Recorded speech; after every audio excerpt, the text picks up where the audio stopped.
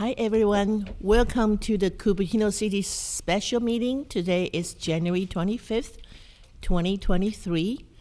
We are continuing our study session, and even though we have a public comments already, roll call, please. I went too fast. Councilmember Chow? Here. Councilmember Fruin? Here. Councilmember Moore? Here. Vice Mayor Mohan? Here. Mayor Wei? Here. Thank you. Even though we have study session oral communications, but I'd like to open another oral communication for today. So if you are would like to speak, please turn in your cards to our city clerk. And also, if you're on Zoom, please raise your hands. Thank you. Do we have any cards, Madam City Clerk? Yes, Mayor. We do have we have 2 speaker cards. So just to be clear, are we having an oral communications then, or are we having a public comment for item 1? So do we want, yep. So generally, we do not have oral communications at a special meeting. Okay, so we go straight to the meeting and then public comments. So Yes, that would be our ordinary course. Okay, of business. so we will go to study session number 1, and then we will open public comments soon. So staff report, please. Thank you, Mayor and members of council. I have a very brief presentation, which I will attempt to bring up here.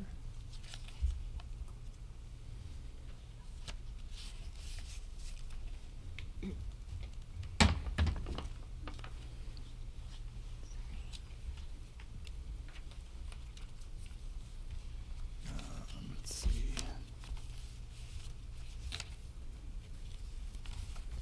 I'm trying to get the full screen mode. There we go. Okay. Thank you again. So I'm just going to very briefly review where we left off, and then go back to the council for questions and discussion, as well as public comment. So as we discussed last time, we've identified a need for written council procedures and policies, both to improve the functioning of the city and to bring us in alignment with practices in peer jurisdictions. We met on January 17th, and the council provided some feedback, but realized that we needed more time and space for discussion, and this study session was scheduled. Just again, a very high-level overview of the subjects that are covered by the draft procedures manual. Apart from the introduction, there's the selection of the mayor and the vice mayor, and again, just to be clear, selection and removal of the mayor refers to selection and removal of the mayor as from their offices as mayor and vice mayor, and not from council. Council cannot remove its members. That can only be done by the voters. Rules around council member commissions and subcommittees, rules for other cities, commissions, and committees. And then various administrative matters, relationship with staff, agenda and staff reports, meeting procedures, section on closed session, and then the enforcement and suspension of the rules. Council did receive an agenda packet on Friday with that included both staff recommendations to amendments to the version that was considered on January 17th, as well as recommendations from council members that were collected by the city attorney's office. In addition to the information you received on Friday, you did receive a supplemental item yesterday, and that includes certain suggested revisions that were made after Friday, and those are highlighted for your convenience in that supplemental agenda packet, so you could see the changes that were made after the agenda was published. So with that, I am available for any further questions that council has, and I will return this to the mayor. Right, thank you, City Attorney Jensen. So I'm going to open up for council questions. If you have questions, please let me know. If not, then we'll go to public comment. Okay, let's start public comment. Thank you. Madam City Clerk? Yes, Mayor. Would you like to start with the in-house people first? Sure. Thank you. Okay, They're here already. Thank you for attending the meeting. Yes, I have 3 blue speaker cards. First person is Peggy Griffin, then Jennifer Griffin, and then Lisa Warren. Peggy, welcome. Yes, you can use the overhead. It's up. Yep, we can see it. Okay. Good evening, council and staff. I want to thank you. Peggy, sorry, would you please pull the microphone over towards you? Yeah. Start again? Yes, that's perfect. Okay. Good afternoon, council and staff. I want to thank you for having this additional discussion and opportunity to comment. I have 10 very important requests regarding the City Council Procedures Manual.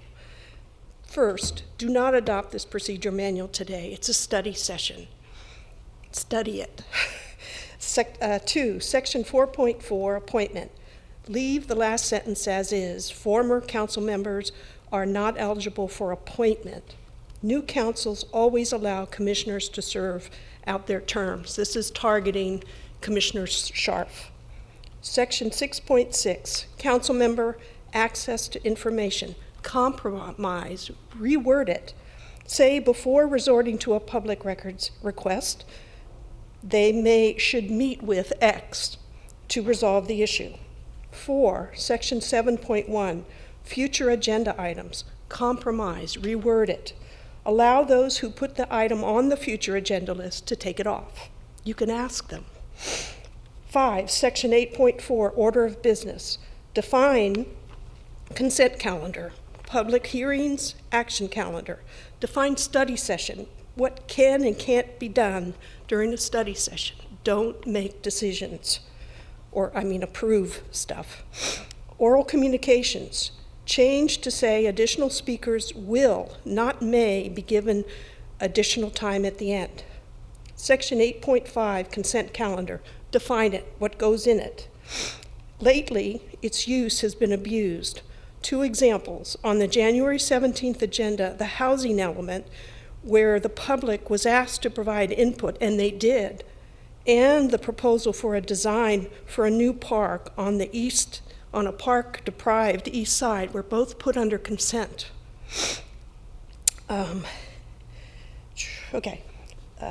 Section 8.1, 5.1, adding item to consent calendar during the meeting, delete it. People come to speak on an item, and if all of a sudden you yank it out from under them and stuff it in consent, that's not encouraging people to come. Section 8.5.2, removing item from consent calendar. Continue to allow both the public and council members to do this. Section 8.6, public comment, allow any number of people to combine their times up to a maximum of 10 minutes. And remove the maximum 10-minute time limit. Thank you. Thank you, Peggy. Next we have Jennifer Griffin, followed by Lisa Warren, and then we will move to the Zoom speakers. Welcome, Jennifer. Good afternoon, everyone. This is an interesting time. I'm going to start out with a lot of the things that Peggy said. I have a lot of similar concerns with. First of all, let's talk about oral communications. I don't think there should be a limit. Yes, 3 minutes, 2 minutes. Believe me, I've seen in the 22 years I've been coming here, I have seen everything. One of the mayors actually got in trouble because he limited the time, and it kind of followed him. We're here. Cities are a two-way street. People create cities. People who move to areas, especially if it was a wilderness, cities are created by people. Farms become cities, etc. You all know that. You know the history of this country. So therefore, the public always needs to be in touch with their elected legislators. I am very proud that my family from near Charlottesville actually helped create. There's a lot of things that are going on in Virginia, but I am very, very proud that my ancestors chose to fight to build their country. And I am living by that motto now. I'm half a Californian and I'm half a Virginian, and I would choose California over Virginia if I had to. Let's make sure that We can still pull things from consent calendar. It's a two-way street. Believe me, in 22 years, I have seen a lot in these council chambers. And some of the people that sit in the audience were former city council members and mayors. Who knows? We may get the former mayor of San Jose in our audience someday. I don't think we should be voting on this procedure manual tonight. That's irregular. That has never happened in the history of this city. You also have to make sure that it's noticed in the paper. I think things are still noticed in the Courier, but half of the neighborhood doesn't get it. I haven't figured that one out in 22 years. And I just think that we need to make sure that we're not messing with something that was not broken. Believe me, I have seen a lot in 22 years, and this year has been one of the strangest and most irregular so far, and it's only 1 month old. I'm assuming that we can speak on item number 2 at some point. Please correct me if I'm wrong. That'll be the next thing coming up here. You have to remember too that the public spends a lot of time following this. Yeah, I'm retired now. This is my job. I want to make sure that I retain input in my city. Thank you. Thank you, Jennifer. Yes, there will be public comment for item 2 as well. And final in-house speaker is Lisa Warren before we move to Zoom. Welcome, Lisa. Thank you. So I sent something at the very last minute at 2:30 to get into you guys. Hopefully you've seen it. If not, since this is a study session and no final decisions should be made, you'd have a chance to review it, and I didn't even have a chance to finish it. I've been jockeying business meetings with trying to do this to give my input. But I can save a little time by just saying I agree with everything Peggy Griffin said and most of what I heard Jennifer say. So that's a savings of time. Key thing I just hinted at, no final decisions should be made at any study session at any time, whether it's planning commission, city council, etc. It's just not correct. And there's some bad information floating around about that. So, selection of mayor, I will just start. 2.1, selection of mayor and vice mayor. Please consider deleting the sentence, the mayor and the vice mayor shall not serve consecutive terms, provided, however, this provision shall not prevent the vice mayor from succeeding the office of mayor. 2.2, please remove it's the removal of mayor or vice mayor. I support Chow and Mohan's she added to the selection. They both chose the same terminology to add, and I agree with that. Also, add language to clarify that if a mayor or vice mayor is removed from office, they will remain on city council. That was verbally said, but I didn't see it in writing yet. Appointment, 3.1. Support Moore's revision, and I won't read it because it's long, and I won't get through everything. 4.4, appointment of commissions and committees. Delete the last sentence, which is former council members are not eligible for appointment to any commission or committee without 4 years of having served on the city council. Within 4 years, sorry. If you choose not to delete that, then do not change the draft language in the sentence from the original sentence from for appointment to service on, which was a suggestion by Mayor Way. That would be a huge mistake in many ways, and I outlined those reasons on what I wrote and sent. Support Moore's revision to add the 4.4, commission and committee members shall not be employees of the city or companies with which the city contracts with or employees of subcontracted companies. I would add to that, not just employees, but revise employees to read employees, principals, and board members. And this is for ex parte Thank you, issues Lisa. that we're worried about in other sections. So again, since no final decision should be made, I'll continue to make comments. Thank you. Thank you. And that concludes our speakers that have submitted blue speaker cards in Community Hall. And now we will move to those people that have their hands raised on Zoom, and that is those are Rhoda Fry, Donna Austin, Louise Sadati, and Danessa Tekmonsky. And I will allow Rhoda to speak. Welcome, Rhoda. Hi, good afternoon. I concur with both of the Ms. Griffins and Ms. Walton. I'm really shocked that the city would consider adoption of these in a study session. Looking back 9 years, a final action has never been decided in a study session, and I've sent you the data to prove it. It is my expectation that these items will not be on consent calendar at the next meeting. They should be fully discussed by the public as expected. As to timing, I've likewise never seen a study session start as early as 4 o'clock or even 4:30 p.m. for that matter.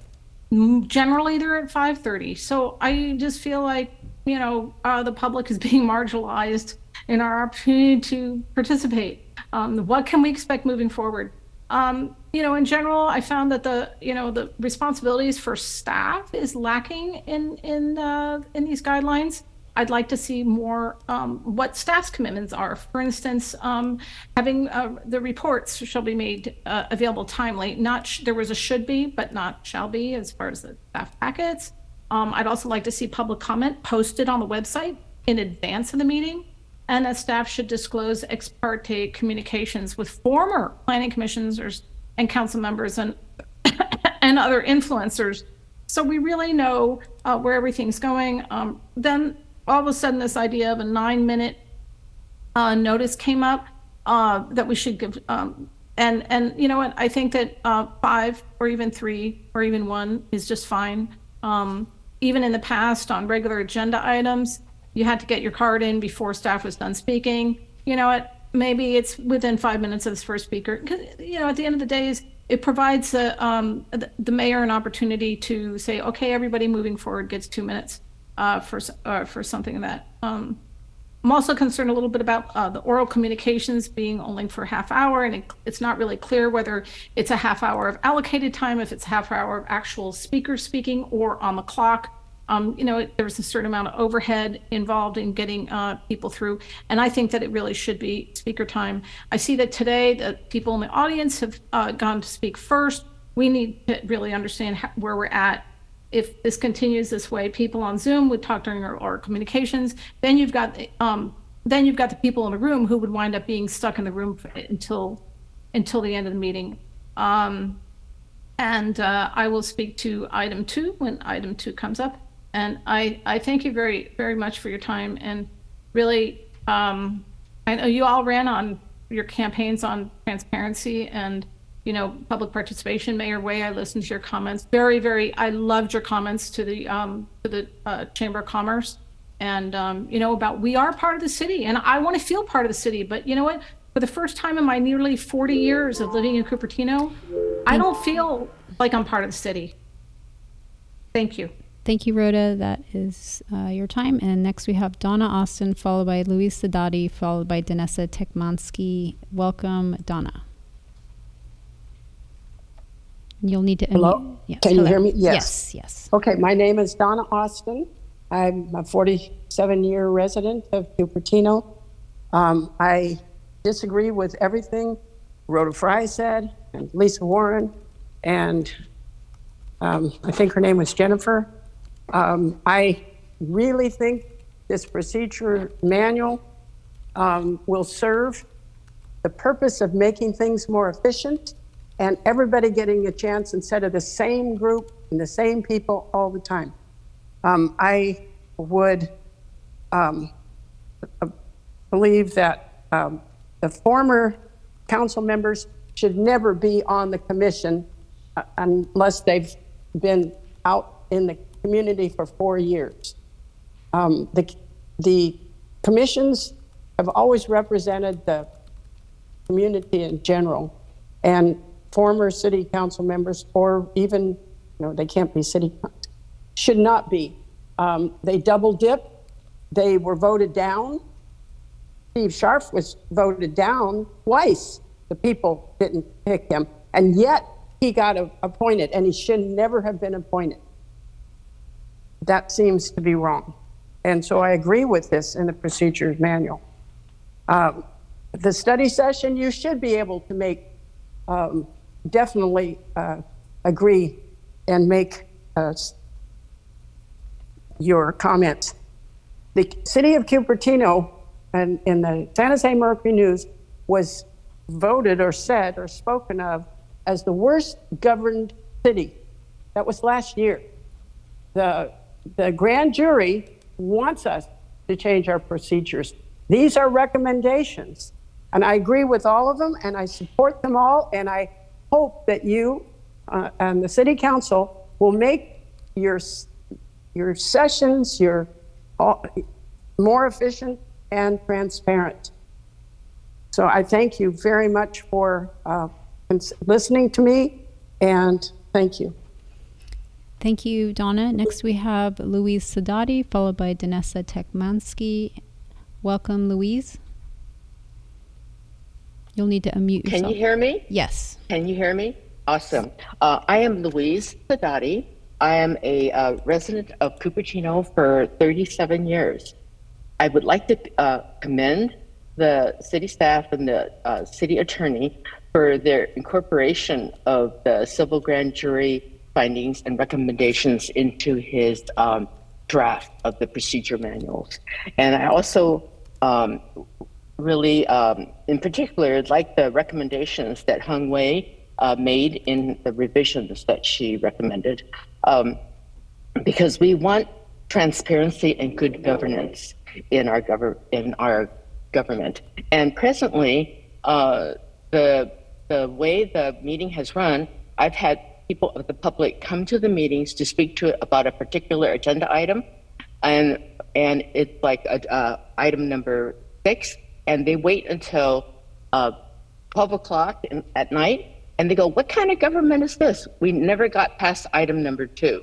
So yes, the city council meetings definitely needs to have a procedure manual to have the meetings run more efficiently.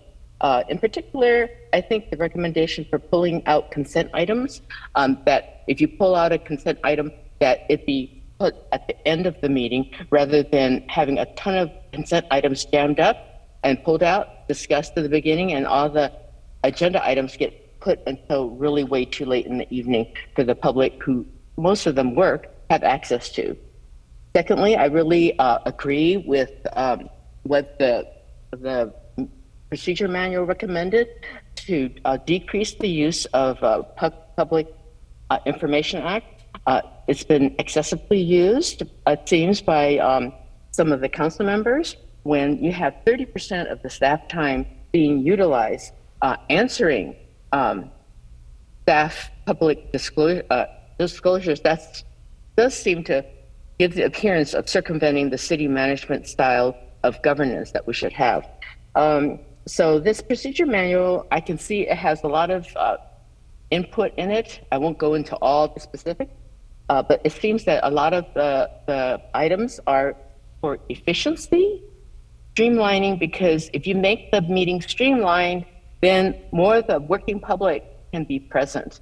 Whereas if you allow everybody to talk for 2 hours and until past midnight, then you are losing a lot of public access to the meeting. So thank you very much for this procedure manual. I recommend the city adopting it. Thank you. Thank you, Louise. And our final speaker on Zoom is Danessa Tekmansky. Welcome, Danessa. Okay. Hi, can you hear me? Yes, we can hear you. My name is Danessa Tekmansky. I'm a 31-year Cupertino resident. First off, I don't think that we should be voting on this manual during a study session. I don't know when we voted in study sessions before. And I don't like the 4 o'clock start time. A lot of people are still at work and they can't even participate. And that to me seems a big shame. Couple things, I agree with things that like Rhoda and Peggy and Lisa all said. Section 4.6 of the manual, procedural manual, that prohibits council members from serving on committees for 4 years after their service. That to me doesn't make sense because you think that a council member would be more current, experienced, and informed regarding our city's affairs. And I mean, they could pick up the ball running on something where a brand new person's going to have quite a learning curve. It seems inefficient. You would want someone with experience. I do know, I heard that, I understand Mayor Wee wants to change the wording to say that former council members can't serve. I thought the Attorney Jensen said this wasn't personal. That sounds kind of personal because it would remove a longtime involved resident, former council member, former Mayor Steve Sharp from the Planning Commission, especially when you want to roll 2 other committees into the Planning Commission. Seems like poor timing on that. I also don't like saying that council members and commissioners can't speak or be involved in other meetings when they're not on the dais. They should have the same freedom of speech as any other member of the public. That just does not seem right to me. Section 6.6 saying that council members can't circumvent the city manager's direction regarding PRAs. But according to California Government Code, elected members of any state or local agency are absolutely entitled to have access to the public records of that agency if they feel it's warranted. And if you have to take it, their right to have public records access to a vote with the other council members, that really seems kind of like a waste of their resources and time. If they're not involved. And if you can only do the PRA through the city manager, my opinion is that creates kind of an opportunity to possibly prevent information from coming to light. It could be abused or protect an individual staff member, or it could be manipulated to reduce staff workload by disallowing a council member to do a PRA. Thank you, Danessa. That is your time. Mayor, back to you. Thank you, Madam City Clerk. Now I'm closing the public comments and bring back to the council for council to ask questions and make discussions. I have a proposal because I'm deliberating how we're going to move this forward with discussion of each item. And I remembered Mayor Paul when he did the housing element site selection. He went to each site and do straw polls on council members. Do we agree on this? Do we want to add this? Do we want to delete that? And when that one site is finished, we went to another site. It seemed to be very efficient to me and also very transparent that every council member's suggestions, recommendations are being discussed and looked at. I want my fellow council members, let me know if that's a good way to discuss this item because we do have a lot of, items to go through. Or I'm open for recommendations. Councilmember Flynn? So I'd agree with that. I would also say that if we're going to start, we should start from a common point of departure, and I would suggest the most recent set of revisions, which is reflected in the written communications from the city attorney as of yesterday. That way we're starting from the same departure point. Okay, any other comments? Vice Mayor Mohan? Through the mayor, Mm-hmm. I wanted to start off the discussion by making sure that we and the public are clear as to what a study session involves versus a regular meeting, because we've heard public comments that we can do certain things and we cannot do certain things, and I was hoping we could get a clarification from the city attorney.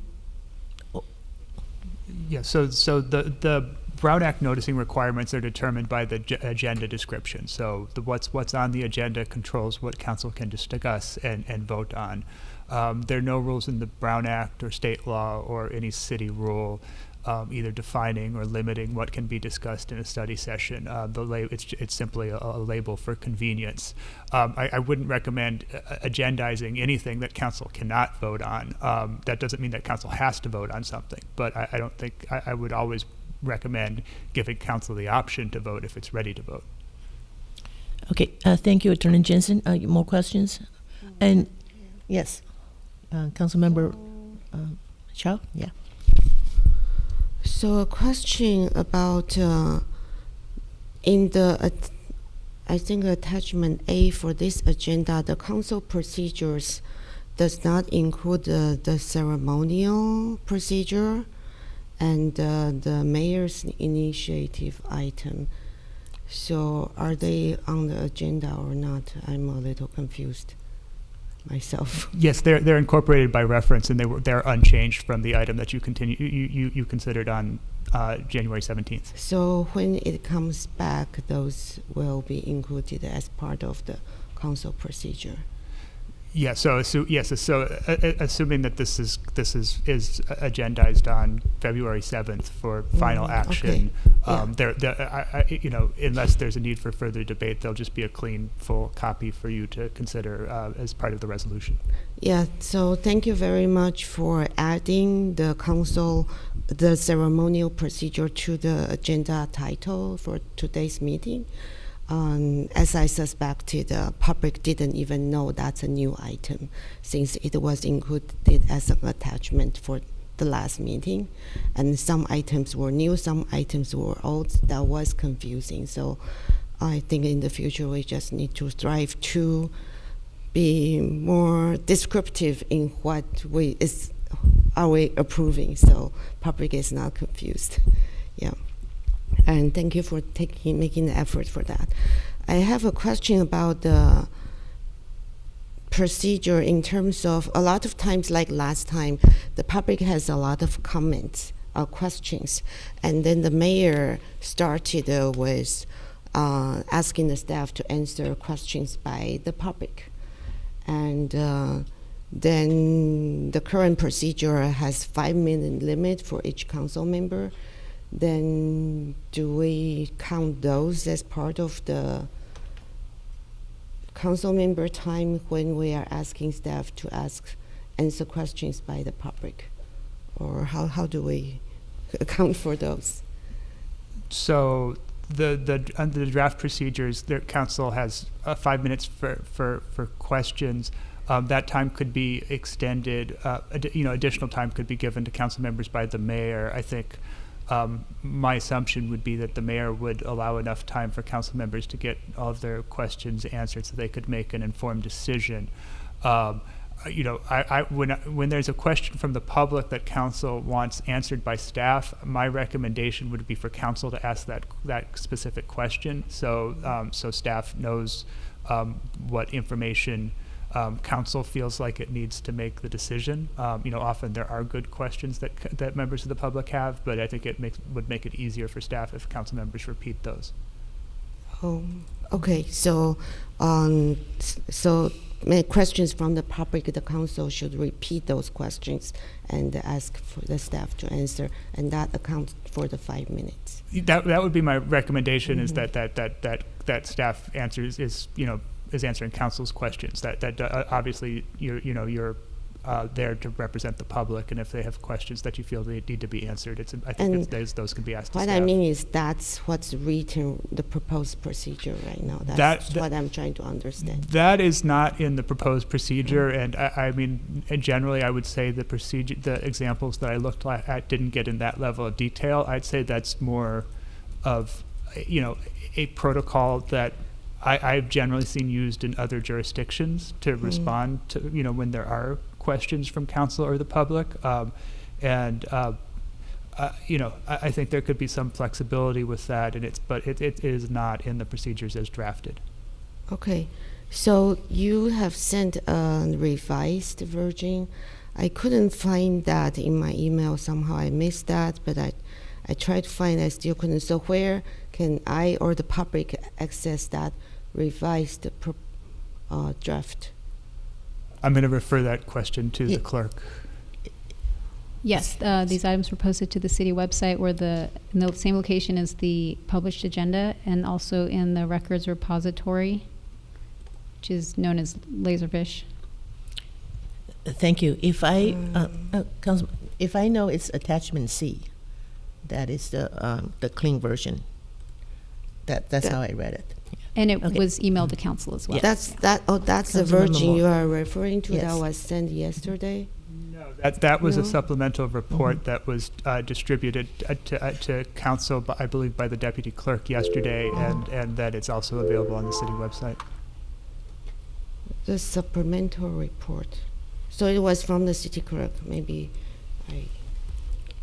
Through the mayor, if I might. Yeah. Yes, Okay. please. So the document that I'm suggesting we start from is in written communications, the supplemental that the city Right. attorney is describing right now. Right, so we got it late. So do anybody want to send to us one more time, just so that? It can be found on the city's website as written communications for today.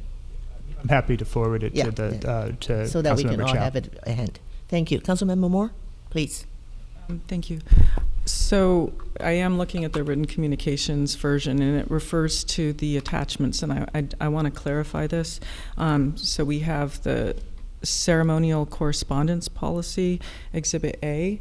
I didn't see that in today's agenda packet, and along with Exhibit B, C, D, or E. So I have trouble, when we get to the part where we're supposed to, they're saying that we approve this resolution adopting the procedures manual. It's referring to attachments that I would want to have some discussion about, particularly Resolution 07-103, and we should have some discussion regarding the ceremonial correspondence policy because it is a change from what has currently been happening, and I think it is worth our while to discuss what has been this ceremonial correspondence actions in the past. So I'm going to put that out there without having had that discussion. This is a non-starter for me for approving this. This will have to move to council. We need to have a time where we have a discussion on these attachments. Thank you. Okay, thank you. So I'm going to ask a question. If Madam City Clerk, do you know if there are study sessions that, because I remember we did take actions and voted on during study session. Maybe I remembered incorrectly. Do you have any records that you can let us know? I can certainly pull up a number of study sessions from past agendas, but my understanding is that study sessions, the council can take action on any item on the agenda. Mm-hmm. So we do have examples. I would need to research Right, okay, that, though. because my recollections, we've done that before, but maybe I recollected wrong. But now we at least we get the attorney's advice that it is not illegal, or yes, because we published it, it says recommended action on a special meeting or study session. It is there, so it's not that we cannot do it, but we have not decided to do it. So I think that's my understanding. So, Mayor, through the mayor? Sure, absolutely. Go ahead. So, I think I have sent some email to the city attorney and the city manager, but I think they are not shared with the rest of the council or the public. I pulled the Palo Alto and the City of Berkeley council procedures.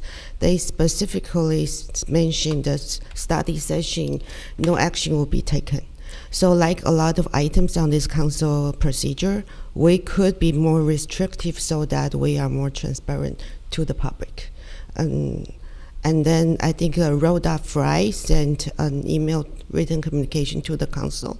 She pulled all the action, all the items considered in study session in the past 9 years. That's all the record available.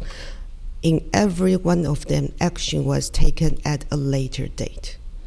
Okay, So there has been no time the city has taken action. Of course, we can always change that to be less transparent to the public from now on if we want to. But we can always strive to make it clear from now on we don't take action. And we Okay. can do that too. all right, Another so question I that have could be on the another- mayor initiative. So I can ask. So are we okay with the procedure that I proposed, that we're going to start with each items. And I haven't seen the email from you, Attorney Jensen. So I thought, I did only send it to Councilmember Chow, because I thought do you everybody mind else sending it to had me it. too? Because I don't think I downloaded that one Okay, either. I'm Thank sorry you. about that. I'll send it to the That's full okay. council. Thanks.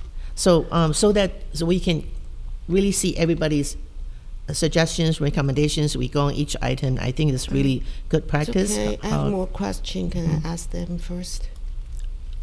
Once we go to that item, when you have question on that particular item, we can discuss it. It's on the mayor's initiative. That's not in attachment A, so it's a little. This is if I understand it, this is a considering that or continuing not? study session, and we have that material from last time. So I was under the impression that if we have questions, we should have sent it in already. So I sent in the question, but the city manager was not able to answer, so I would need to ask it now. okay, so we come to that item then, because we will see it in the item that refers to that, so we can do it at that time. Point How's of that? order, Mayor? Yes. So I mean, I think it might, if there are a brief questions on the mayor's initiative, that's appropriate, but that is not agendized for action today. That's a budget item, process item that's included for reference. So council would not be able to act on that today. If council wants to change that, it's certainly the opportunity to agendize it separately. Okay. Alrighty. Thank you, Attorney Jensen. So I'm waiting for that to download. While I'm waiting, maybe, yes, please. Sorry, I'm very confused. So the mayor's initiative item, there was, so it was attached in the 17th agenda. You mean that item there, it's not a new procedure? It was, I thought it was changed from a previous one. No, it was a resolution adopted in 2007. Oh, so that was an old one, there Yeah. was no change. Correct. Oh, okay. Thank Okay, you. I got it. Thank you. Mayor- Okay, so let me Mayor open Ray? up. Yes, go ahead. Thank I'm going you. to open this up and So share it. the first comment is with regards to the resolution, Exhibit D, resolution number 07-103. We are not following that resolution, and I do believe it does need to be discussed because there's issues with regards to the budget, what the resolution actually states, what the process is supposed to be, and I'm concerned that these attachments don't exist in this particular agenda, and Exhibit A, the ceremonial correspondence policy, is new. So I will, I can follow the attorney with regards to Resolution 07-103, but because we are adopting a policy manual, and that is a resolution regarding policy, I think it is. It would be very prudent of us to have a discussion about that original policy, because we are choosing to continue on with it. But going back to the ceremonial correspondence policy, with that being brand new, I think it should have been attached in this study session for the public. I see that it's being said that it's continued from January 17th. But I think, in the future, and perhaps even for today, that these attachments should have been made available. We're trying to establish trust and be more transparent, and that would include having all the attachments ready for the public so that they don't have to go back in and dig into the January's 17th report. So I think we do need to have a discussion about the ceremonial correspondence policy, have that brought up. And in fact, all of these attachments should be part of this discussion, that we shouldn't just be approving attachments that we're not even having any discussion on. Okay, so Mayor Wade, if I Go may ahead. chime in a little bit. So it Yes, sounds please. like there's a few point of contentions. Just want to kind of clarify for the record. First of all, study session special meetings, there are terminologies that oftentimes we use, and I apologize for the members of the public, this might be foreign to you, but study session is allowing the city council or elected bodies a possibility in a forum to discuss an item. The action that city council oftentimes are asked to provide is to provide a direction for staff to move forward to complete a program. One of the most recent direction that council gave to staff was in December in regard to the 5G deployment. City Council considered a study session on how to move forward on developing a 5G ordinance. That was the action City Council considered. Today, what City Council is asked is to review the proposed draft council procedures and policies.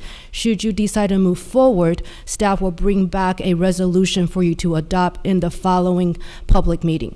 That was point number one. Point number two, the Mayor's Initiative Fund, as City Attorney mentioned, it was adopted resolution. I do want to clarify to Councilmember Chow, which is the reason why I could not answer some of the questions that you had raised in the email. I apologize if you read my email as a disregarding your email. That just want to clarify. Number three, this is a continued study session from January 17. While it is a good practice to include these exhibits as part of the staff report today, and I totally agree with that approach. It has been incorporated in the original staff report that was adequately noticed. So thank you, City Manager Wu. So let's start with, okay, go ahead. So, because we need to start the process. So yes, go ahead, Councilmember Moore. So I just want to clarify, the recommended action for today is to provide input regarding council procedures and approve resolution number 23-021, adopting the procedures manual, including a new ceremonial correspondence policy, which, like I said, was not included. So the recommended action isn't simply to provide input and that we would get a resolution some other day in the future. This recommended action is that we would approve it today. Thank you. Yes, absolutely. I always want to give council the option to act if they choose to act. All right. So can I share my documents? Am I sharing? Oh. Anybody seeing it? You are screen sharing. I don't see it. So can I ask another question? Go ahead. The Let me figure out if I resolution can that's share. on today's agenda says the resolution hereby adopts the Cupertino City Council procedural manual attached hereto as Exhibition A. But this resolution itself is Exhibition A.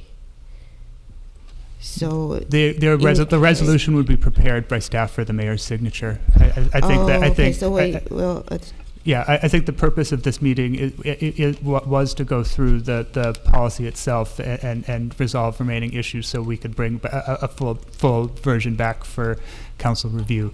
As I said, I always want to give council the opportunity to act, but I think that the purpose would be best served by doing that.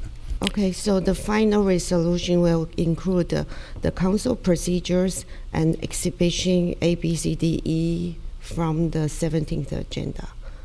The final resolution will be voted on by council, prepared by staff, and signed by the mayor. Okay, so I propose we start with our procedure. Okay, so can anybody see my screen? Oh, perfect. Yes, Thank you yes. very much. So I just want to repeat the purpose of this manual is to promote communication, understanding, fairness, and trust among the members of the City Council, city staff, and members of the public concerning their roles, responsibilities, and expectations for management of the business of the City of Cupertino. I'm going to put just a little bit of comment on this. This actually is to promote communication. It's not to inhibit, because we can have good rules to follow so that everybody can understand what to do, and we can run the business with a lot of public comment approved. So this is really so that we can follow our guidelines and run the business and still have a lot of public input. So the intention really is not to inhibit public input. It's actually to open up for more public input so that people know when and where to come and speak to the public, and to the city council on certain items. So I'm going to move to purpose 1.1. There is a comment from Councilmember Moore. So what we like to do is do a straw vote to draw from our council members. Do we want to add this? Yes or no? Do we have yeses? And do we have no's? Councilman Froome? No, I think it's perfectly fine as written. Okay, so Councilman Moore, I assume you're going to say yes? So I would delete it, and I think as we move forward towards the restrictions that are proposed, that will limit members of the public in their role, that makes me concerned. I mean, we can come back to this, but when we get to the end, if we find that the majority is wanting to limit public comment, you don't want to see one individual be able to comment on 3 items or 4 items for 3 minutes each, because you don't want to you want to harm that person and limit their ability to speak. If we get to the end and we find that that's really what this activity is about, or to specifically target former council members who are willing and knowledgeable and want to serve on commissions, I think that this purpose might need to have some further alterations. Thank you. Okay, so for the moment, you're okay with, okay, go ahead. Vice Mayor Mohan, what's your Mayor, opinion we're on talking this? about 1.1, right? Yes, whether we want to adopt Councilmember Moore's recommendation or not. My recommendation is to leave the language as it is, because it recognizes that members of the public are an integral part of this whole discussion. There's the city council, there's the city staff, and members of the public. So I wanted the language, I think, indicates their integral role in the procedures. Okay, thank manual. you. And then Councilmember Moore, Councilmember Chow, do you have any recommendations? Sorry, I went too fast. I don't think we should remove the member of the public. Okay, so it looks like we are going to leave the language as is. So let's go to 1.3, because there's nothing on 1.2. Councilmember Chow had some recommendations. Can I comment Sure. on that? So I drew the language from the municipal code that was included in the part of the one of the exhibition in the council procedures manual. Municipal Code section 2.17.020. It says the intent of this section is maintaining control and direction of the city by the city council as a whole, and ensuring that the city council members have free access to the flow of any information related to the operation of the city. So I thought it's good to include that as in the intent and purpose of the council procedures manual too. Fellow council members, comments, opinions on this? Yes or no? Yes. Vice Mayor Charles, Vice Mayor Mohan says no, and Councilmember Phuong? I mean, it seems duplicative. We already have it in the municipal code, which is adopted by ordinance. We wouldn't be able to change it by resolution anyway, so I think it's unnecessary. I do believe it's in our municipal codes and that we are going to follow. So I think it's a little redundant to add this. So my answer is no too. So are you okay with it? Because it is in the municipal codes, as you mentioned. Many of the other items were in the municipal code also. I think it's important in the introduction to set the expectation of its procedure. And especially since this manual, with all good intentions, was prepared by the staff, but we are a public agency serving the interests of the public. And when it's buried in the municipal code, it's easy to forget about that. So that's why it's important to repeat it here, to highlight in the council, city council and city manager governance form, who is in control. The city council, but we are not in control by ourselves. We are in control because we are elected by the public. And therefore, we need the free flow information is important for the city operation. So I think that's our municipal code. So why do you think we should not just restate that? Because otherwise, it's buried in the very end of the document. I think currently we have 3 council members believe we don't need to repeat that. We have 2 agree, so it's a 3-2. I would suggest that we move forward from this and not include it. But you do agree with this municipal code, Oh, absolutely. Right? It's Okay, in our good. municipal code, Good to absolutely, know. and we need to follow. And as Councilmember Froon says, we cannot change it anyway. Alrighty, so let's move to 2.1. Councilmember Moore has a revision. Yes, please. Okay, I have a further revision on this item with regards to the selection of the mayor and the vice mayor, and I would like this to continue on to selections of chairs and vice chairs of committees and commissions, that because I watched a meeting yesterday where staff made a recommendation for a committee to elect, appoint who would be the chair and the vice chair of that committee, which is a practice I have never seen before in Cupertino.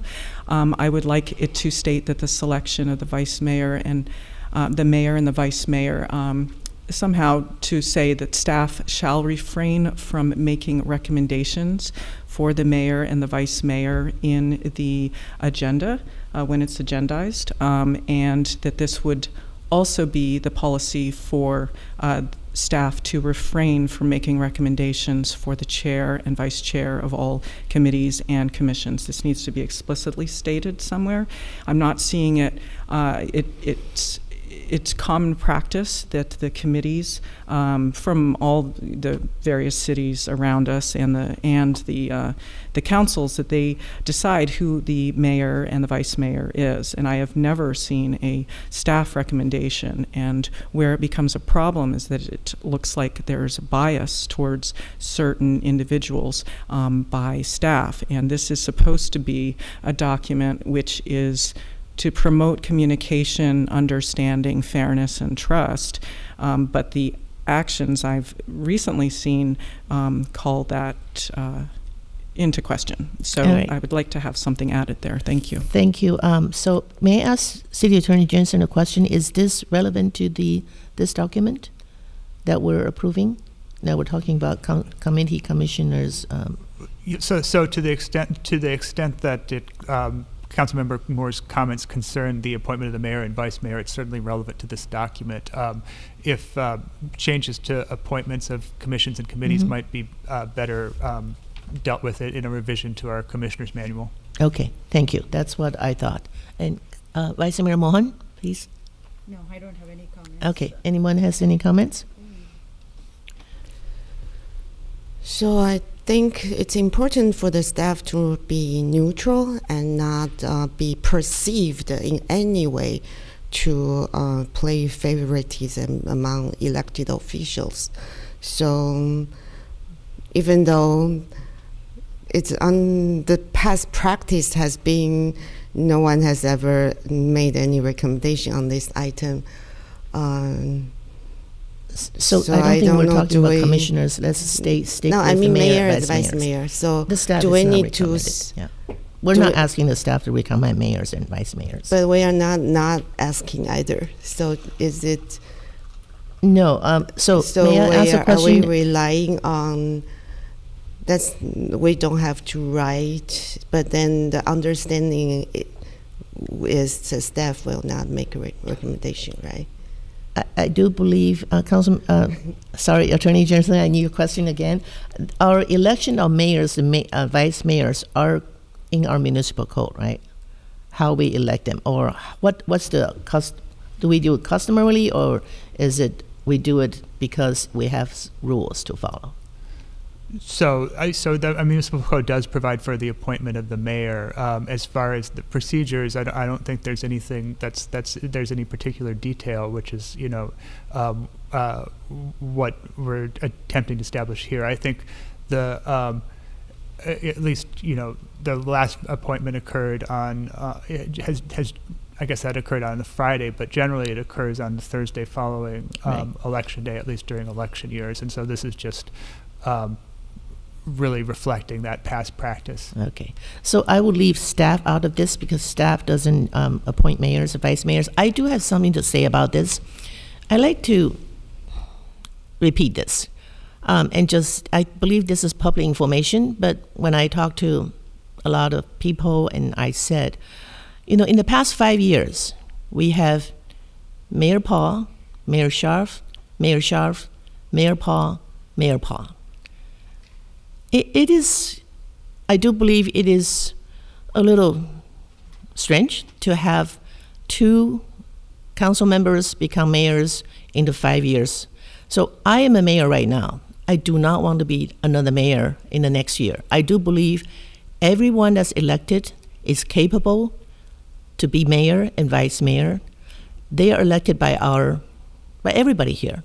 So that's what I do believe that and I don't want to be another mayor another term. I do believe I need to let my other colleagues be mayors. So that is what I would say. I agree with this because, and of course, our council can always change it. If there's a strong mayor, we wanted them he or she become a second year. There's nothing in here that stops that council member to elect mayor another time. This is just a manual for us to think about it. And so that is my take on this.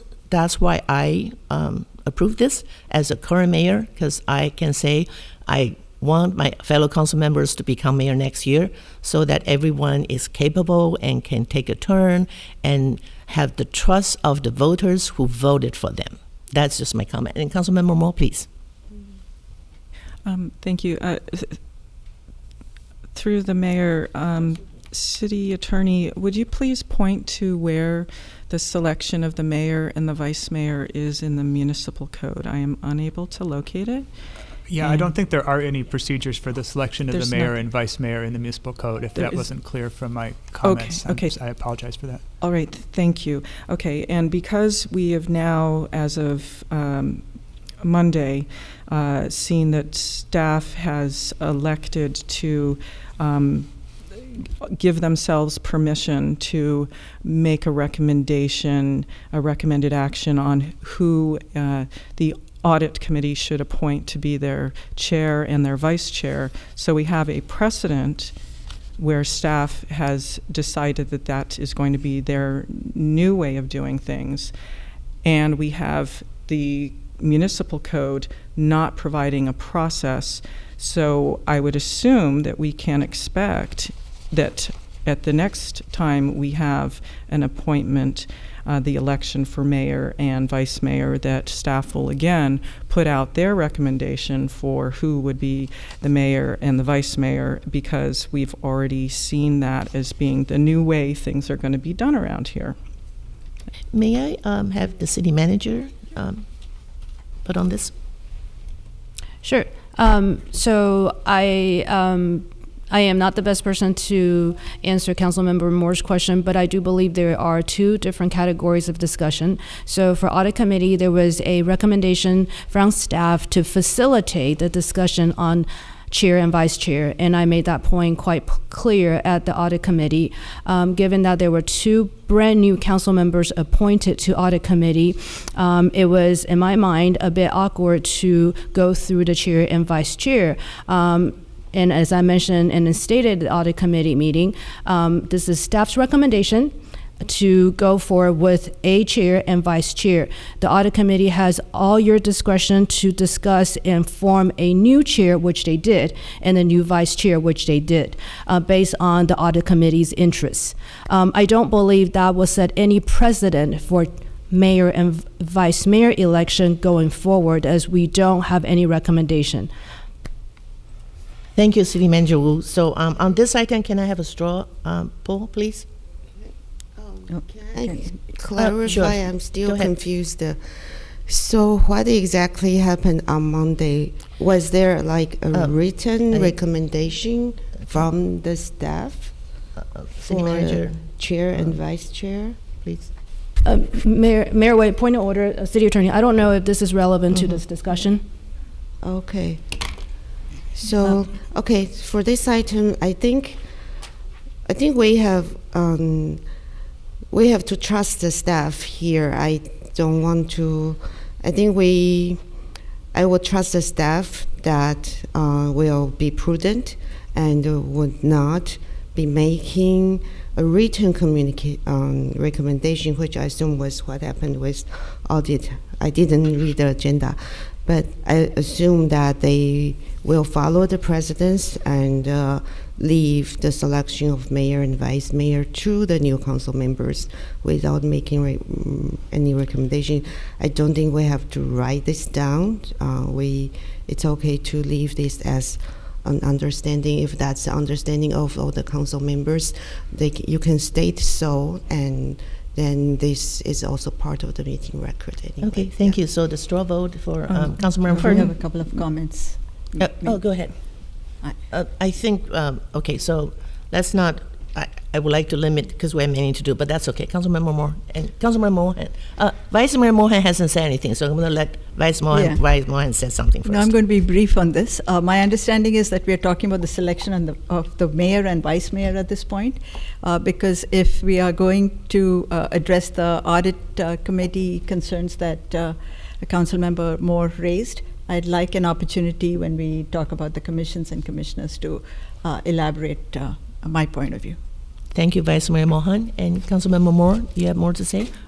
Yes, I'm going to just throw something on the overhead.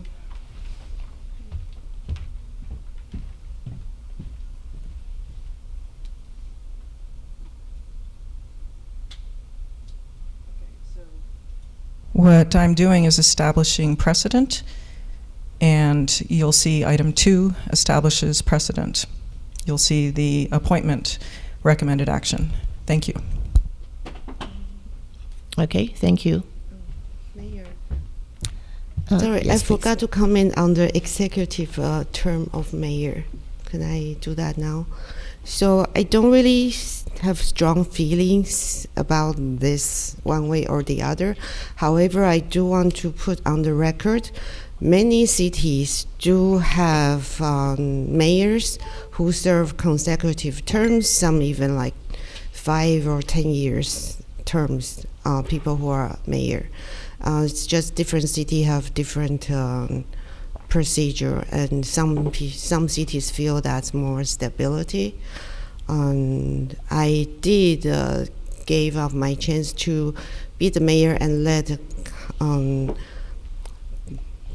former mayor Paul has a second term. Many people objected to my choice, but I feel he really did a lot in the last year, so there is no regret there. I think there is benefit when you have someone serving consecutive terms, because they really can do a lot more for the city. Thank you, Councilmember Chow. Really appreciate your comment. So a straw vote, please. Councilmember Foon? I'm fine with the language as written. Councilmember Chow? Are you fine with the language, or you want to add Councilmember Moore's addition to it? Either way is fine. I'm sorry? Yes or I'm no? fine with the language. Yeah. Fine with the language? I'm fine with the language too. I'm And- fine as well. Okay. Councilmember Moore, I presume. I think that there are times that the mayor and the vice mayor will need to serve consecutive terms based on scheduling. And I do think, as I've presented, that there's a precedence with regards to staff intervening in the committee's kind of sovereignty to decide who would be their chair and vice chair. And I think that we have a real vulnerability that will happen with the mayor and vice mayor in the future, because we are choosing not to have it memorialized that they shall refrain from doing so. Thank you. Okay, thank you, Vice Mayor, Councilmember Moore. Okay, so let's. If I can yes. offer one thing through the mayor. Councilmember Foon? There is a provision in this draft for us to suspend the rules. So in the extraordinary circumstance that, we found ourselves in a situation where we really wanted to have back-to-back mayors or back-to-back vice mayors, that is a possibility following that procedure. Thank you. Sorry, I- Mayor. I think we have a decision on this one, unless you have I a brief want comment, to please. suggest a modification. I Uh, think we're not- can we change shall to should here, so that I think the mayor also said it's possible there might be a time we want to change that.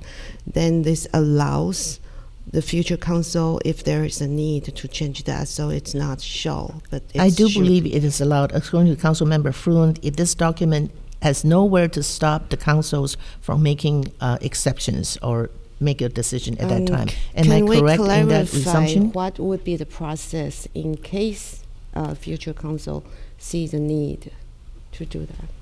So under the staff recommendation, council could suspend any rule in this manual by a 2/3 vote. So assuming all members were voted, that would require 4 votes. But Thank you, City then Attorney. If, say, we are scheduled to elect mayor, and then the council wants to elect the current mayor as another term, they would not be able to do that at that meeting. They will need to schedule an item to suspend the No, they could vote to suspend the rules and then reappoint the mayor at the same on that same Correct, yeah. meeting without scheduling the Right, because item. these are just Oh. rules of procedure for council to operate. So that's how they're intended to operate, is to be able Oh, to so be you used by the can council. suspend it in any meeting when there is a need. Right. Yeah. That's really good to know. I think that's a good point for everybody to Mm-hmm. keep in mind, that any of these rules as proposed by staff could be overridden by a super majority of council, and so not only can council amend the rules at any time, but it can choose to suspend them. So these are not set in stone. These are just here to try to make our business run a little more smoothly. Yeah, really. Thank you. Thank you much. Thank you so much for the clarification, and appreciate the question, Councilmember Chow. And it's always good to be clarified on what we can or cannot do. So let's move to point 2.2. I'm going to move down a little bit. 'cause we Mayor, have- your screen share is no longer on. Oh, okay. Sorry about that. Screen share. Oops. I need to learn to do this. Okay. Screen share. So am I sharing? Yes. Thank you very much, Madam City Clerk. You're teaching me what to do. Okay. So let's move to 2.2. I'm going to move a little bit so we can see all the comments. We have a comment from me, and we have a comment from Councilmember Chow, and comment from Vice Mayor Mohan. So let's look at my comment first. Sorry. I'm not doing very well on sharing.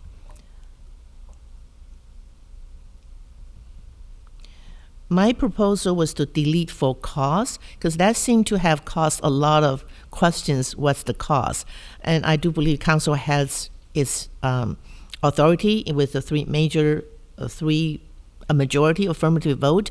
And I like the already in the notice that there are 72-hour notice to the mayor or the mayor if that's going to happen. So that is my recommendation. Now let's go to Councilmember Chow's.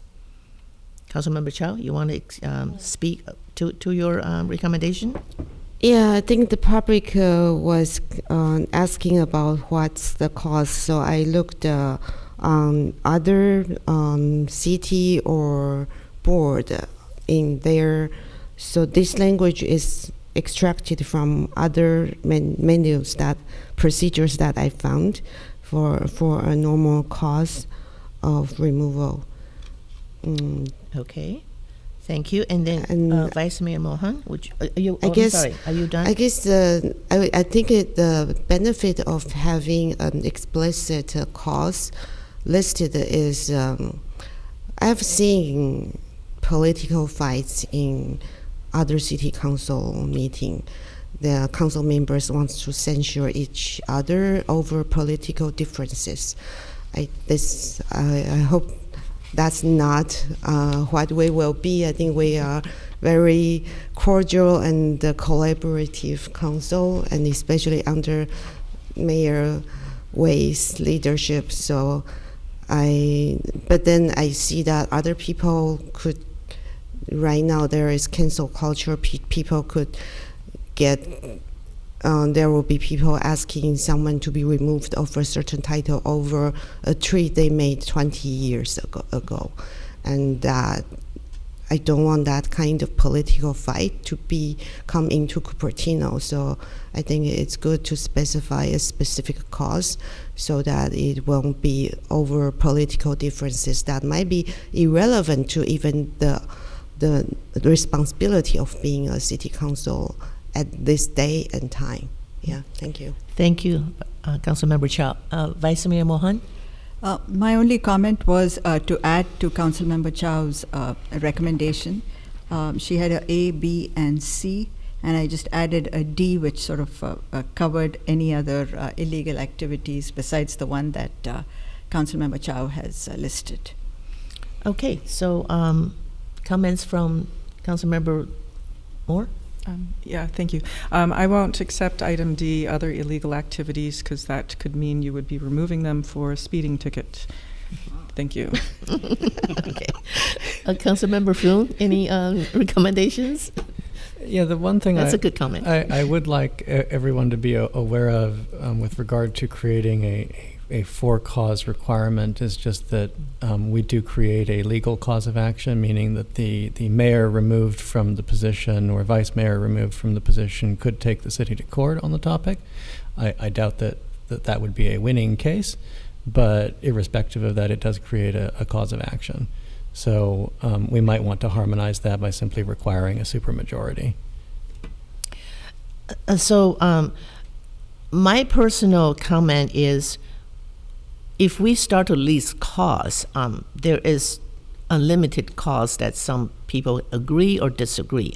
We do leave to that current council, who hopefully that doesn't ever happen, but when it does happen, they have a council that's elected by the public, who make comments, who have majority affirmative.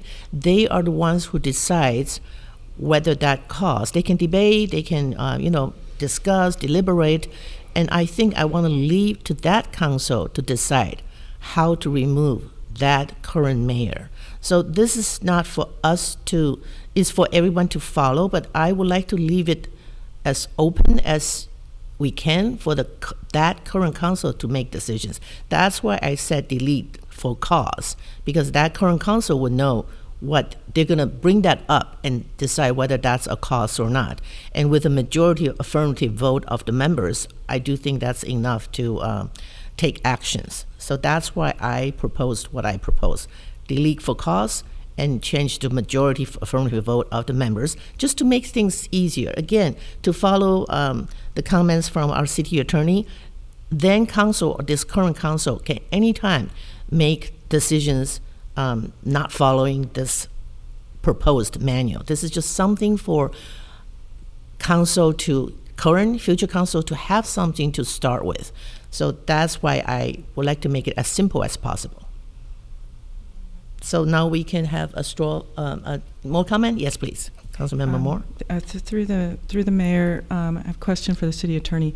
So I understand that one of our council members is an attorney, and what I heard a few moments ago sounded like it was treading into legal advice. So I would want to make sure that we are always looking to you as our city attorney who is providing our legal advice on these matters. So there was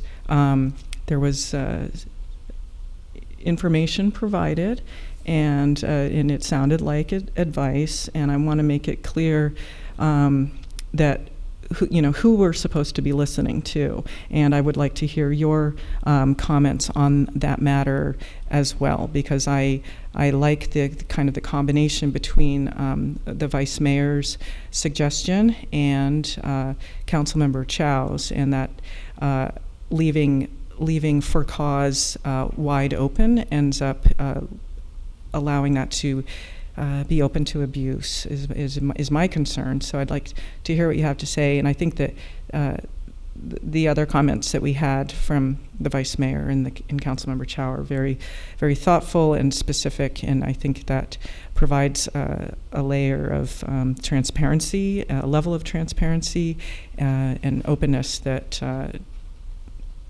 fosters trust. So of course, if there was something that was incorrect, I would have corrected it. By creating a 4-clause requirement, there does have to be evidence to support the removal of a mayor. That could always be challenged in court.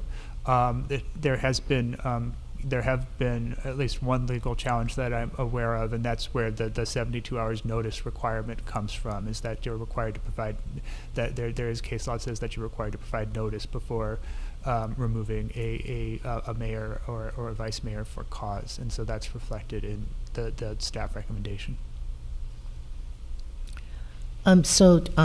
So I do want to make a comment on Councilmember Moore's comment. We all come with our expertise. Councilmember Froome is an attorney, but he is, can use his expertise to say what he believes in. But we do, yes, trust our city attorney, that Jensen, that's going to make us give us our legal advice. But if I were a contractor and I knew something that in the construction, that's my expertise, and you have expertise in environmental impact reports. So we all use our expertise to contribute to the council. So I don't see any inappropriate for Councilmember Froome to, voice his opinion for us to consider. He's not ordering us to do believe it. If we have questions, we also look for City Attorney Jensen's advice, of course. Thank you. Go ahead. Mayor, so yeah, I would support Vice Mayor Mohan's addition.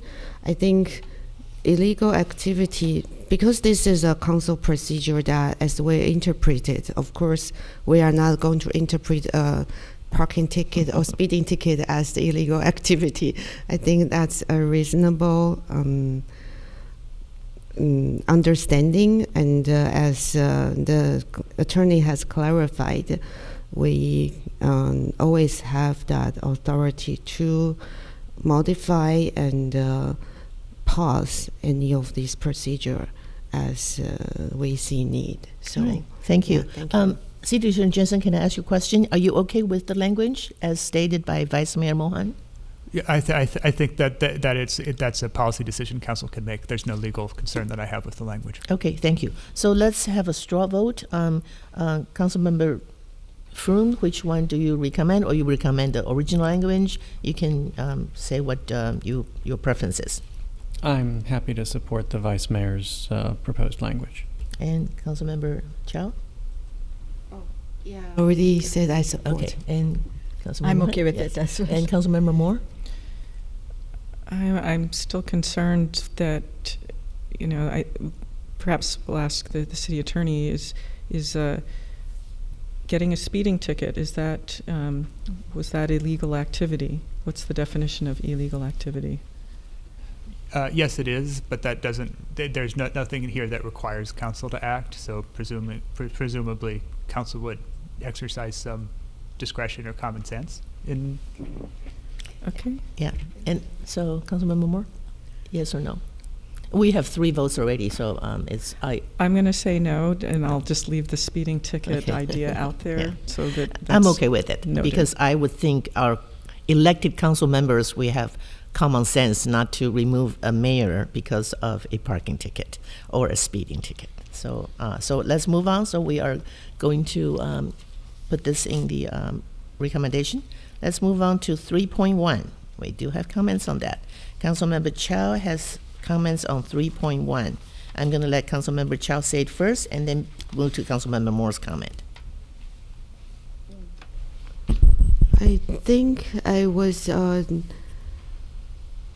trying to clarify the roles of standing and ad hoc committee. These are 2 different type of committee, and for ad hoc committee, I drew some language, I think, from Palo Alto Council procedures where they require.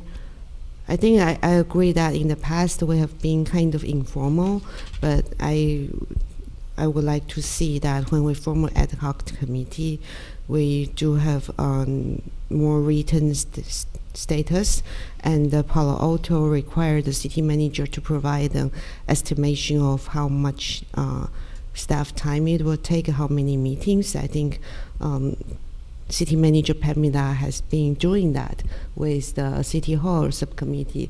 I think that was really good. So the ad hoc committee has a finite number of meetings and even expected agenda for each meeting. So that was very good. I'm just trying to clarify that. And I think that the city, as we have the current practice, is the council majority appoint the members in a council meeting. Of course, mayor who prepares the agenda can always come with the recommendation, but I think it's we should leave that to the majority of the council to approve that appointment together with the scope and understanding of the work. Thank you. Okay, thank you. And Councilmember Moore, I'm going to move up to your recommendation so we can see it and you can comment on it. Sure. Thank you, Mayor Wei. So I was, and perhaps I did not understand this particular item for these committees and subcommittees assignments. So I think of it in terms of, we also have our the regional committees that we are assigned to as well, and I don't think that we get into that in this particular procedural manual. So I just put everything, when I'm saying the standing committees, I'm including these regional committees as well, which is why I would want to have the consideration of the council members' preference to be on them or not, equitable distribution, if certain council members are getting other certain positions, their seniority, experience, and benefit to the actual committee that you're assigning the individual to. The reason I bring that up is, with regards to like the VTA PAC lost 10 members, which was a huge amount of turnover. The board lost 8. So there's that issue where the consideration of that particular committee, it should have been taken into account, because it's difficult for other agencies to then have to bring a lot of new people up to speed. And I did like how previously we would have the nomination coming from this entire council, rather than having everything being dictated by the mayor and for every committee and ad hoc committee and subcommittee. I felt like that was putting too much power into a non-elected mayor, because we are not a direct election. We don't have a direct election for the mayor, and surprisingly, people don't know that that have been here for a long time. They think the mayor is directly elected. So I'm concerned about consolidating that power. Okay, thank you. Okay, thank you, Councilmember Moore. I'm going to move to the original language, then move to Councilmember Chow's recommendation, so that we can all take a look at it, and then I'm going to get a straw vote. So this is the original language. Oh, Councilmember Floon, you want to say something? No, okay. And then this is Councilmember Chow's recommendation, and this is Councilmember Moore's recommendation. So may I have a straw vote, Councilmember Floon? I'm fine with the proposed, I'm sorry, with the staff recommended proposed language. Councilmember Chow? I like my language, of course. and Councilmember Moore's comment, I think it's related to the regional assignment that's not addressed in this item. Vice Mayor Mohan? I'd like to leave the language as it is. And Councilmember Moore? Okay, just to clarify through the mayor, Councilmember Chow, you agreed with your own language, is that correct? That's correct. Okay. Yeah, I also think that we should not break precedents and give the mayor more authority than it usually is. We never gave the mayor the authority to appoint members to the subcommittee or ad hoc committee before. It was always put on the council agenda and approved. The mayor, of course, always can make a recommendation, and they usually do. And I think that should stay. But the way it's written now, it's very odd that the mayor appoint and then the council rectify. That's never something we have done. I think we shouldn't change that. So may I ask City Attorney a question? So when it says the council at the next meeting to ratify, the council can always vote to change it, right? That's correct.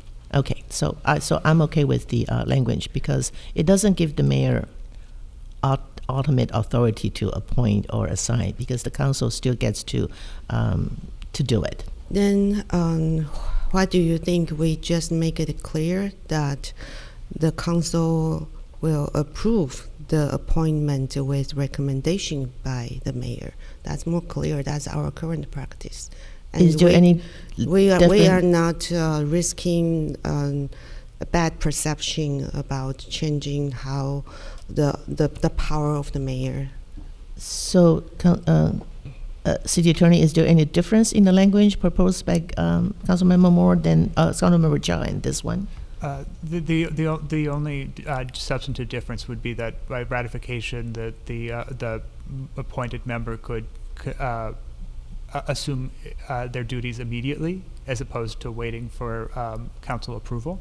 But either one is an acceptable and both are common ways to handle commission and committee appointments. So. Or at least committee appointments, not so much commission appointments. So, so it would be up to council to decide which it preferred. Okay. So the only difference, if I understand correctly, is by ratification, the appointed council member can start right away, or while if we say approved, they cannot take the position until at a regular meeting or a council meeting that approve it. Is that am I getting correctly? That's the difference, correct? Okay, yes. Thank you. So we do have Councilmember Moore. Okay, thank you. I have not voted yet. I just want to make a point about what the optics of the procedural manual as written for 3.1 will look like. Okay, so if we say we would like to have a subcommittee to do look at this seismic retrofit that perhaps is needed at this bridge, something like that. We will be sitting at the council, and the mayor, whoever it is, at any time, will be the person saying, okay, I appoint so-and-so and so-and-so to be on that subcommittee. And then we wait for the next meeting. So I don't like the optics of that.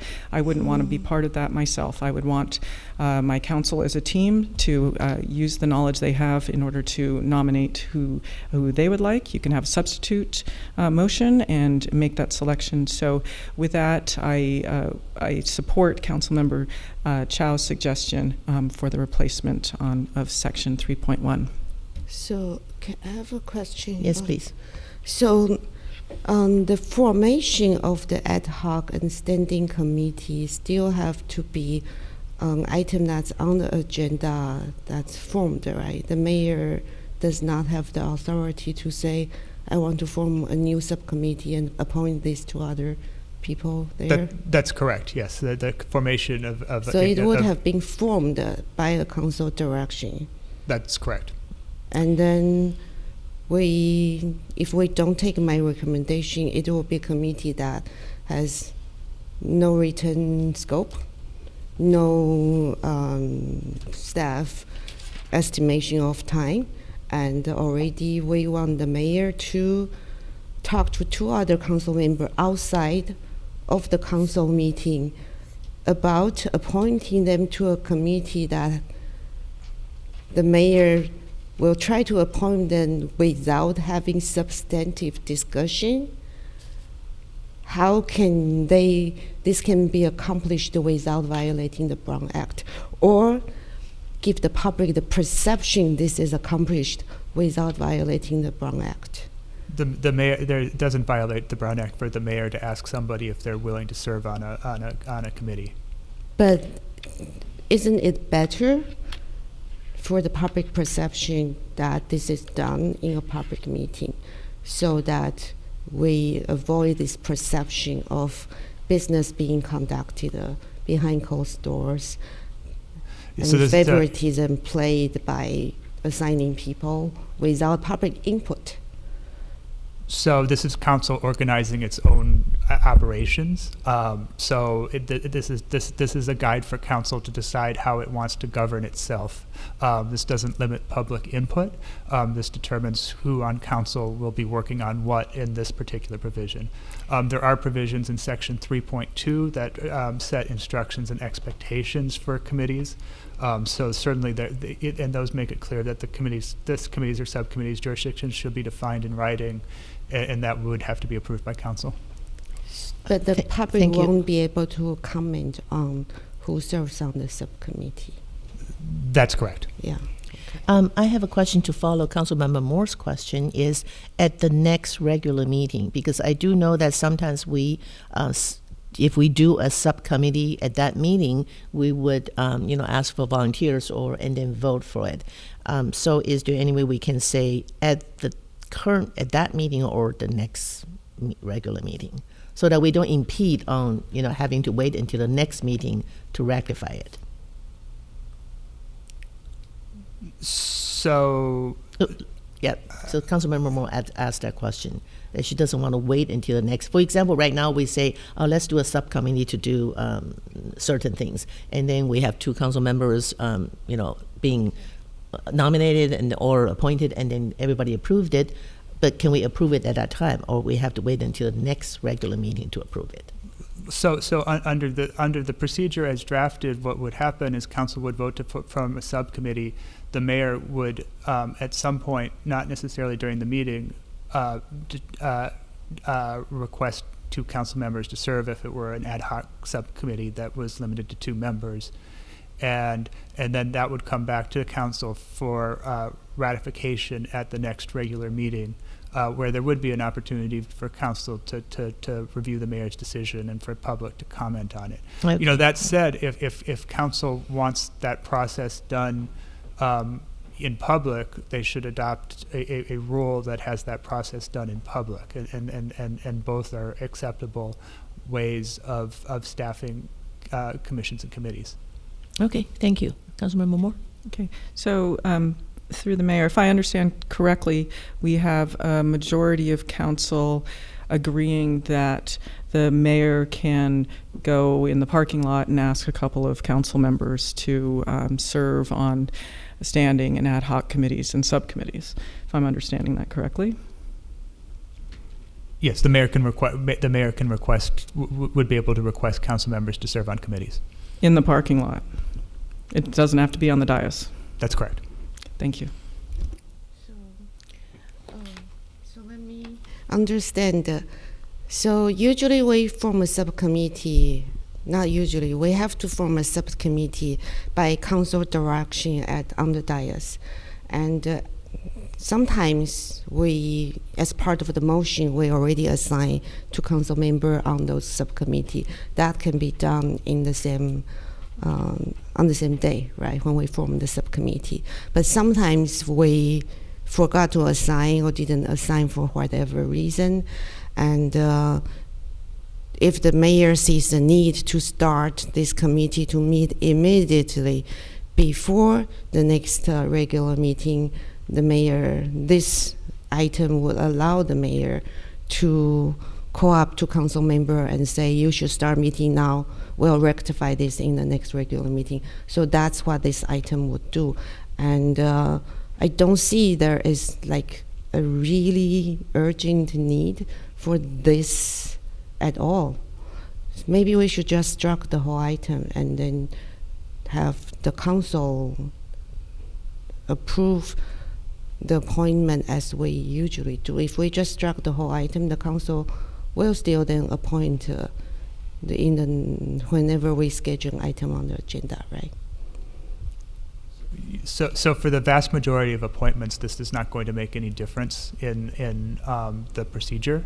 The mayor, the current practice is that the mayor typically recommends both council members to serve both on standing and ad hoc committees, and council, at least in my experience, usually agrees with those recommendations. I think the exception would be when there's an ad hoc committee formed and council appoints members from the dais.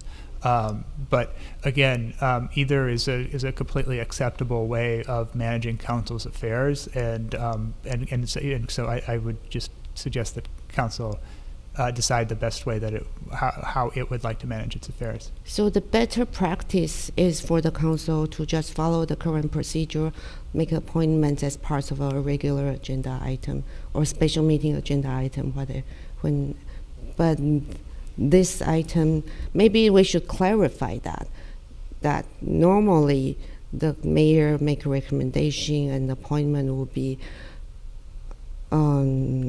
appointed at the time when committees are formed or at a later agenda council meeting. And when there is urgency, the mayor could appoint two council members to an ad hoc committee and have the recommendation ratified in the next regular schedule. It seems we are trying to address that very rare urgent condition, but let's not make that urgent condition the norm. Then that might give a wrong perception to the public. That's what I'm trying to address. So and if council is concerned about that perception, and then they could certainly adopt changes to the proposed rules to address that perception. So just to follow the question, again, I want to emphasize and make sure I'm correct that nothing in this manual prohibits the council to make decisions otherwise. For example, if we had an ad hoc committee at that time, the council said, "Oh, let's appoint it." I just want to clarify that. I'm not going to argue about it. To say, is that a clarification that I understand correctly? Yeah. So to the extent that there's a need to override a procedure, that could always be done by for council members. Thank you. Okay, so I would like to move on and hear further questions, please. So this current 3.1 is making that exception the rule. So the exception of mayor have to appoint outside of council meeting will become the rule. And if we want to apply the current practice, which is the normal rule, we will have to pause 3.1 in order to do that. Is that my understanding?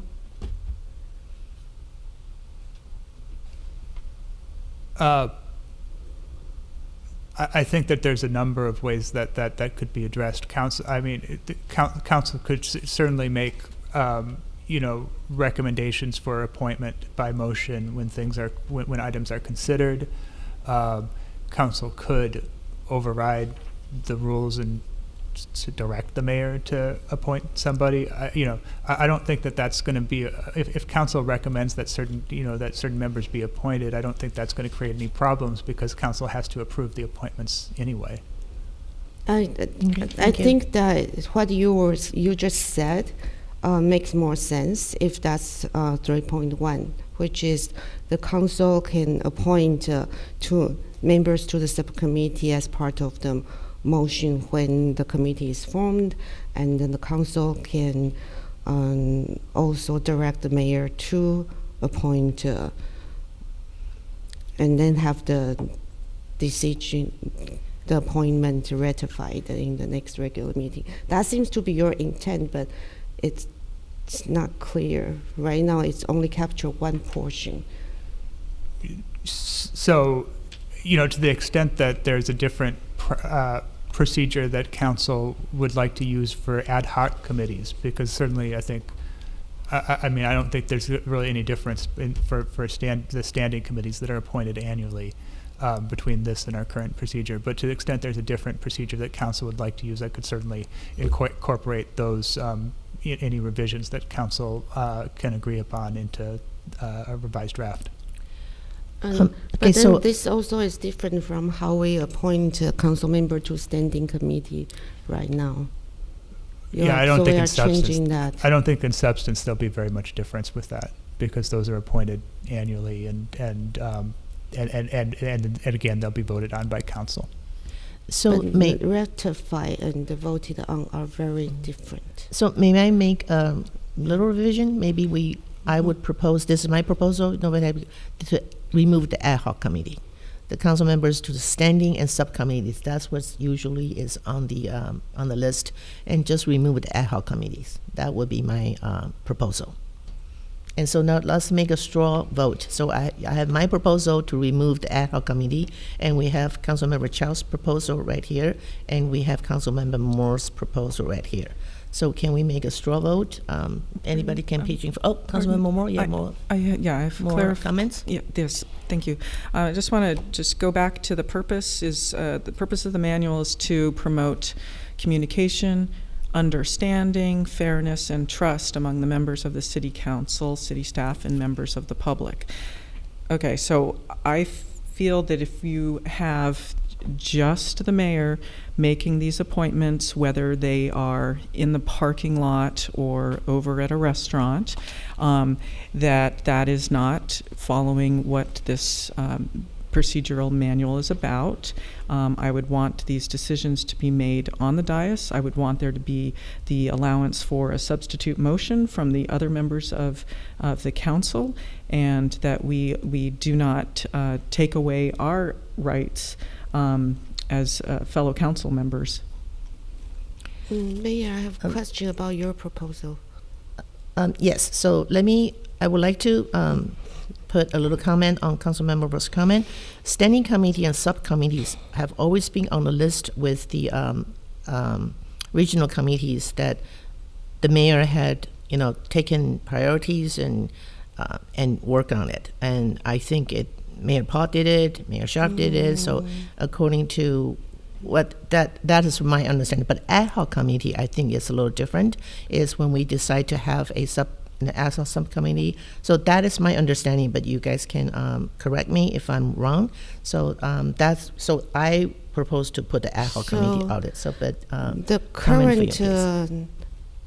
So my understanding of the current or previous committee assignment process has always been, yes, all the council members submit your preference to the mayor. The mayor makes a recommendation, not assignment. But then that recommendation is approved by the council. The council still vote on it. It's the same procedure. It's different from the proposed here. The proposed, according to the city attorney, is that exception when you really need something that you cannot wait for the next regular meeting for the council to vote on, then the mayor could appoint someone to an ad hoc committee. Then the council ratify it later. That's why I'm trying to distinguish between the rule and the exception. May I have That's some not make exception the clarification rule. from the city attorney, please? There's really very little substantive difference between this rule and our current process. This is a very long debate about something that's not very substantive. So let's have a straw vote, because I sorry. would like to move forward. I'm sorry. Can I make through the mayor. okay. Just a clarification. So the subcommittees, for instance, there was a grant subcommittee that myself and the vice mayor, grant funding subcommittee that we served on. We also were looking at a festival fee waiver subcommittee. There was a city hall subcommittee. Those were all decided by votes of the collective council. So I just wanted to clarify that. There was a statement about ad hoc committees. One ad hoc committee which we have had, which was really needing to be a standing committee, was the Economic Development Committee. And I don't know of others that fall under that heading at this time. Perhaps the Fiscal Accountability Committee, I believe it was called. So I go back to having my preference for Councilmember Chow's suggestion. Can I make a substitute you motion? vote for. We're not making motions. We're just doing Through the mayor. polls. Yes, We've please. already got, Councilmember Phuong. we already have a majority for the language as written, and I would suggest that we simply move on to the next topic. Okay, so Councilmember Moore votes for Councilmember Chow's, and Vice Mayor Mohan. I'm good. With the and Councilmember Phuong is good with the Yes. current language, and Councilmember Chow, you vote for yourself. I would think. I would. Yeah, I support my language plus the clarification that I made earlier, that appointment should be made at council meeting with the majority vote. So I am okay with the current language because I'm going to trust city manager's statements that it is really not a bigger difference, and then the council can, at that time, whatever council wants to make a decision, they can always have a decision made. So if there's no difference, why don't you support the clarification of it so that we don't give the perception? Excuse me. Okay, go ahead. Yeah, I'll repeat that we already have a majority for this. I think we're belaboring the point, and we're coming up on 2 hours already. Okay, so let's move to 3.3. Mayor Wei, may Yes. I suggest maybe a 5-minute recess? We've been going on for After we some time. 3.3, how's that? Yeah, Sounds good. Okay. All right, 3.3, Councilmember Moore has a recommendation. So let's, Councilmember Moore, you first. So my comment is simply to make sure that we have reports or minutes coming from the committees and the subcommittees, so that we get to hear what they are doing. So often, and you've probably seen this at other committees, regional committees, you'll have reports to that committee. For instance, from VTA PAC, the chair of the PAC, you would go to the board meeting, the VTA board meeting, and you would make a report to the board about what the PAC had done for the previous meeting. And I think that works very well. So that's my suggestion. Thank you. And any recommendations and any other input from council members? I like to not have everything in writing when there is a recommendation to be made in writing, because I did go to a lot of council meetings and report back. I think an oral report would do for example, Silicon Valley Clean Energy sometimes has, sometimes has these that they put on Nextdoor, and a simple report during our council report meeting would be good. But if there is a recommendation for the council to take actions, I think that needs to be in writing. I don't think everything needs to be in writing. That's just my personal counsel. I'm okay. Let's take a straw vote. Any more comments, Councilmember Chow? I don't see the difference between the current wording and what council member has. Councilmember Moore wants everything in writing. What the current says, whenever recommendation is made to the council. It says the reports and minutes shall be made in writing. Whenever a recommendation. So if a recommendation is made, it will be a written report. Mm-hmm. And the minutes and most of the the times report. we can just get oral reports. That's what as we're doing but right now. But if we are going to make a recommendation, then that means the minutes of the subcommittee meeting we will. I think the current language is sufficient. Okay, so current language from Councilmember Chow, Councilmember Phuong. I concur. Councilmember Vice Mayor Mohan. I thought if we just leave out or rephrase it to say these reports or minutes shall be made in writing regularly. You prefer Councilmember Moore's?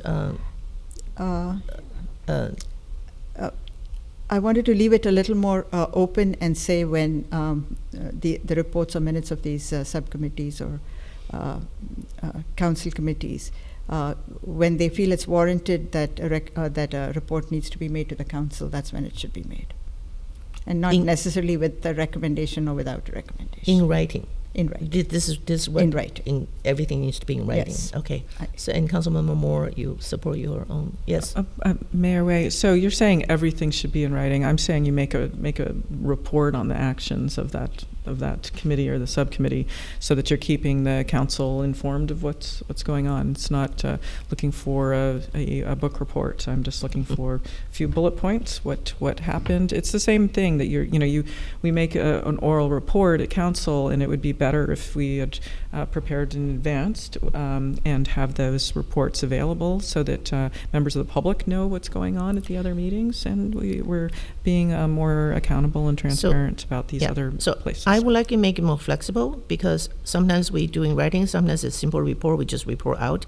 So I would agree with the current recommendations. Good. So let's move on. Let's take a 5 minutes break. Should we clarify these are action minutes? Should we clarify these are action minutes, not minutes of a meeting? We have majority to approve the Okay. So let's take a 5 minute break, because I think we're 2 hours into it. Okay. Thank you. Yeah.